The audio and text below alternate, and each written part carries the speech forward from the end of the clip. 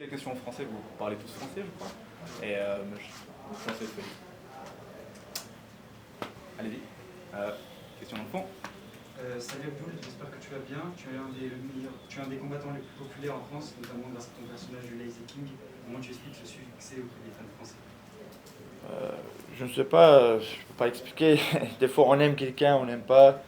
Et il y a des gens qui m'aiment, il y a des gens qui m'aiment pas. Donc, ça fait du bien, on avance, ça nous motive. Et on a envie de donner encore plus. Maintenant, l'aventure continue, on va voir comment ça va se passer. Dernière question. Est-ce que l'objectif final pour toi est toujours d'aller à l'UFC? Car financièrement, c'est toujours assez intéressant de rester au PFL.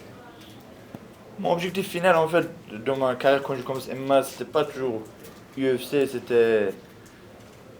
Je ne sais pas encore c'est quoi mon vraiment objectif, c'est plus l'indépendance dans la vie en général. Je veux être indépendant dans ma vie. Donc, si, pourquoi pas dans le futur, il y a une occasion, tout ça, si on négocie, on va voir. Selon la situation de ma vie, on va voir. Pour l'instant, je suis bien où je suis. Et faut faire déjà du travail qu'on a, donc on va voir après tout ça. Merci. Merci. Ton adversaire initial, c'était le Brésilien Anthony. Ouais. Quand as-tu appris que c'était plus lui que t'affrontais? Et est-ce que t'es pas déçu, sachant que c'est un mec c'est un excellent combattant, de son côté, je trouve, qui avait soumis Pereira. Ouais. Donc est-ce que t'es pas déçu de ça, et comment du coup ça a interféré dans ta prépa? Ça fait 2-3 semaines, je sais pas exactement, mais voilà, j'étais pas surpris parce que ça m'est déjà arrivé. Et en plus, on a vu que dans son palmarès, il y avait des combats beaucoup annulés, tout ça, donc on se disait c'est possible. Donc mentalement, on était déjà prêt. Et ouais, je suis pas dessus, je suis rien, je m'en fous un peu. J'accepte ce qui arrive dans ma vie. Je contrôle ce que moi je peux contrôler par moi-même et les autres choses, on accepte. Une autre question, là tu combats en 77, on est d'accord? Catchweight, Catchweight, hein, c'est ça? 82 du coup. 82, ouais. Tu veux descendre après en 70 kg. Ouais. Est-ce que tu t'es déjà testé à ce poids-là? On est d'accord, hein, pour le tournoi mondial du PFL, l'objectif c'est de descendre en 70. Est-ce que tu t'es déjà testé? Comment tu te sens à ce poids-là? Voilà, on a fait un test pour descendre le maximum possible, pour voir comment ça fait, un cutting pour aller en 70. Ça s'est bien passé, mais après, c'est pas dans les conditions réelles quand même, avec un avant-combat, avec le stress, tout ça, c'est différent. Donc ça s'est bien passé, on va voir comment ça va être pour le vrai combat, mais en tout cas, on est positif. Dans le film des RMC, tu nous expliques que le Daghestan c'est assez strict, et donc Lazy King parce que tu es un petit peu en marge de ce qu'on pourrait avoir comme image du Daghestan. Mais Lazy c'est paresseux, toi en fait c'est plutôt le Relax King, on va pas changer ton nom, mais c'est ça que tu essayes de nous dire, tu es plutôt relâché, tranquille. Voilà, Lazy King, parce qu'il y a plusieurs façons d'être lazy, on va dire, d'être paresseux. Moi c'est plus le côté efficient, optimiser les choses. Par exemple, quand je fais les courses, moi quand il y a beaucoup de sacs, et j'aime pas faire 10 allers-retours, bah, je prends tous les sacs et j'essaie de prendre la meilleure façon possible sans briser mon dos et faire un tour, 2 tours maximum. Donc c'est plus ça mon côté lazy. On a les copains là, de la sœur diffuseur qui ont le t-shirt Abdouragimov et Lazy King. Est-ce que ça veut dire que c'est juste des amis ou ils vont dans la team ou tu as un média qui te suit pour la semaine? Comment ça se passe? Non, parce que là on a sorti des t-shirts, il y a des gens, ils ont déjà acheté, il y a des gens, on a envoyé des cadeaux, tout ça. Et bientôt on va sortir d'une boutique officielle sur son site internet Lazy King. Une marque Lazy King? Voilà, c'est notre marque, c'est notre logo. Tu nous fais du Kylian Mbappé en fait, tu fais ta marque. Voilà, on essaie de faire notre propre marque. Comme j'ai dit, je veux être indépendant, donc c'est la route pour l'indépendance. Abdul, bonjour, petite question. On sait que malheureusement, ton objectif principal c'était d'aller briller face aux meilleurs, donc à l'UFC ça a toujours été ton objectif public. Finalement tu te retrouves au PFL, on connaît la story qui s'est passée cet été, etc. Est-ce que finalement tu ne trouves pas ton compte en te retrouvant au PFL avec non seulement un meilleur salaire, peut-être plus d'exposition, surtout sur une carte où il y a un très très gros main event? L'année prochaine, l'accès directement au tournoi, et on te sait, tu feras forcément partie des favoris pour le tournoi, connaissant ton niveau. Est-ce que c'est peut-être pas un mal pour un bien finalement cette signature au PFL? Oui, c'est ça en fait, c'est un bien. Comme j'ai dit, nous on a nos plans en tant qu'humains, mais moi je fais confiance au plan d'Allah, au plan de Dieu. Et en finale, bah, je suis content, je suis satisfait. Et quand on dit les meilleurs sont là-bas, l'un des meilleurs sont là-bas. Pour moi, il y a beaucoup de combattants très forts dans le monde. Ils ne sont pas forcément toujours dans l'UFC. Donc, au PFL aussi, et même ailleurs, il y a des combattants très forts qui sont inconnus. Donc, il faut souvent se méfier de ceux qui ne sont pas connus, justement, parce que c'est souvent eux les plus dangereux, des fois. Ouais. Ok, merci. Bonjour. Moi j'avais une question. Comment est-ce que tu te sens pour le combat? Tu es plutôt confiant ou est-ce que tu as des appréhensions ou autre? Comment est-ce que tu te sens?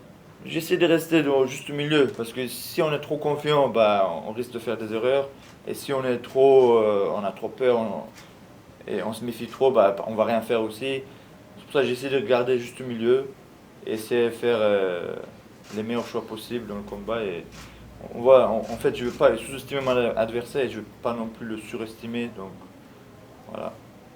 Est-ce que tu as une prédiction pour ton combat? Quelque chose à... Je peux pas prévenir l'avenir, mais je peux dire ce que je peux essayer de faire. Bah, je vais essayer de gagner le combat le plus vite possible, comme toujours. Si je peux finaliser, je vais essayer de finaliser. Si je peux mettre KO, je vais mettre KO. Donc voilà. On cherche le finish. Merci. Abdoul, tu vas combattre en France, à Paris, au Zénith de Paris, devant le public français. Qu'est-ce que ça te procure? Qu'est-ce que ça t'évoque là, à quelques jours du combat? Bah, c'est un plaisir, comme toujours, parce que déjà on est à domicile, on est tranquille, on est à l'aise. Et après, moi, je suis citoyen du monde, moi. Donc, quel que soit le public, tant qu'il y a de l'ambiance, moi j'aime bien.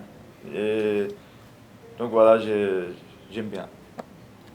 Abdoul, dernière question pour ma part. On sait que la dernière fois que tu es passé sur un combat au-dessus des 80 kg, c'était en 84 à l'ARES. Ouais. Ça s'est bien fini, mais très mal passé durant le combat. Est-ce qu'on va s'attendre à encore un tremblement de terre dans la salle et un gros comeback, ou cette fois-ci c'est beaucoup plus travaillé? On sait qu'aussi il avait été testé Voilà. positif, ton adversaire, etc. Comme je dis, on ne sait jamais. Donc, l'adversaire, il peut nous surprendre. On ne sait pas, peut-être il y a une puissance. Il est très puissant, peut-être. Ou... Pas de petite inquiétude justement Voilà. par rapport à ça, toi? Non, justement, vu qu'on a un combat comme ça, maintenant on sait que si ça arrive dès le début, je vais sentir, je dis ok, pas de problème, on va direct régler notre cerveau, on va ajuster mieux en fait. Donc on s'attend à tout et à rien. Voilà, comme ça on ne sera pas surpris. Ok, ça marche. Ce combat, c'est un ticket d'entrée pour le tournoi à 1 million, on est d'accord, en moins de 70. Est-ce que tu penses déjà à ce tournoi international avec... c'est un Québécois qui est champion au 20 Mercier, Ouais. c'est un ex-UFC, un vétéran UFC. Est-ce que tu as déjà commencé à penser à ça ou tu restes là braqué sur le combat? Bien sûr, on a déjà pensé à ça, mais là en ce moment on est concentré plus sur le combat qui va nous arriver samedi soir. Donc oui, on a pensé, mais là on est plus concentré sur le combat qui vient. D'accord. Qu'est-ce que tu penses de cet adversaire quand même, Bouba Mercier? Bah, je pense qu'il est solide, il est fort aussi. Et voilà, comme tous les adversaires, il a ses failles. Donc voilà, j'ai hâte de... Si on va se mettre en phase, j'ai hâte de le combattre, quoi. Qu'est-ce que tu as vu comme faille déjà? Pareil, je regarde pas trop les combats de mes adversaires. Je regarde un peu, j'ai vu des séquences, on va dire. Et voilà, pour moi, je trouve il est bien. J'ai vu rien de exceptionnel, des trucs que je connais déjà, donc voilà, c'est beau gosse. Dans le documentaire MC Sport, tu nous parles d'un moment dans ta carrière où tu te sentais pas bien mentalement, d'une sorte de dépression. Est-ce qu'aujourd'hui tu es complètement sorti de cette mauvaise période et comment te sens-tu actuellement? On va dire c'est une guérison qui continue encore. Parce que ça finit jamais. On a tous nos problèmes, mais tous différemment. Donc je suis en train de grandir et mûrir et j'apprends des choses et j'avance, quoi. J'ai hâte de voir les nouvelles choses qui vont arriver, tout ça. En fait, j'apprends plein de choses. Par exemple, si je veux vraiment être fort, j'ai dit par exemple, je veux être fort, je veux être plus fort. Donc je dois aller là où il y aura la peur. Par exemple, affronter des mecs plus forts, accepter les défis plus grands. Forcément, ça va faire peur. Mais si je veux vraiment grandir, si je veux vraiment être plus fort, je suis obligé de passer par l'inconfort. En restant dans le confort, j'ai appris, je ne peux pas progresser, je ne peux pas avancer. Donc c'est pour ça maintenant, je rentre plus facilement dans l'inconfort en fait. Voilà, ça facilite dans la tête. Et Abdul, là du coup ça fait, je sais pas, peut-être 9-10 mois que tu t'entraînes à fond parce que tu savais pas si tu allais être pris à l'UFC ou pas, et là c'est le PFL, ça change d'adversaire. Comment tu fais pour éviter le surentraînement? Parce qu'on sait que tu t'entraînes comme un ouf, mais pour arriver frais quand même, alors tu es littéralement en camp presque depuis 9 mois. Quoi. C'est vrai que sans trop faire attention, ça m'a surchargé quand même. Je le remarquais même mentalement, tu te lasses un peu quand tu fais toujours la même chose. En plus, le fait que tu sais pas ce qui va arriver encore, il n'y a pas de date fixe, rien n'est sûr. Ça m'a un peu fatigué, c'est vrai. Mais maintenant c'est bon, on a des dates fixes, tout ça, on se calme un peu. Donc pour la prochaine fois, je sais, faut que j'arrive à trouver juste le milieu. Parce que quand tu t'entraînes trop, ça te lasse. Parce que moi avant, quand j'arrivais le jour du sparring, j'étais bien, j'étais frais, ça me donnait envie. Mais maintenant, tellement à force de faire pendant 8 mois d'affilée, 9 mois, un truc comme ça, je sais pas, je rentrais au sparring et c'était pas pareil les sensations.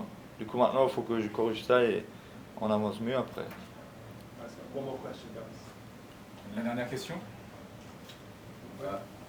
Cédric Doumbé avait posté une vidéo où quand on a annoncé ton arrivée, il avait dit bienvenue, très content que tu viennes et que vous alliez certainement rouler sur le PFL tous les deux et proposait même que tu l'entraînes au sol et que lui t'entraîne au KO. Ça te chauffe comme proposition, comme échange? Je suis ouvert à tout dans la vie, tu vois. Si j'ai un pote qui dit viens, on fait ça, je suis ouvert, mais s'il y a personne qui dirait, je peux rester à la maison aussi. Donc on va voir, si l'occasion se présente, pourquoi pas, sinon je peux rester chez moi aussi. Voilà. Abdou, c'est un showcase, c'est un one-shot pour toi. Est-ce que tu peux nous en dire plus? Tu es avec le PFL pour combien de temps? Est-ce que tu le sais? Bon, en tout cas, déjà, j'ai signé pour le tournoi. Donc, ça c'est sûr déjà. Donc après, on va voir le suite. Voilà. Merci. Merci Abdul. Merci à tout le monde. Thank you very much. Ça va bien.